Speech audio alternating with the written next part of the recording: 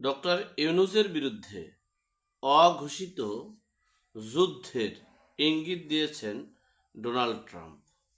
কারণ হচ্ছে, Donald Trump সরাসরি বলেছেন যে মার্কিন যুক্তরাষ্ট্রে যে আমদানি করা হবে যে পণ্য, সেই আমদানি রপ্তানি পণ্যের উপরে 35% শুল্ক দিতে হবে।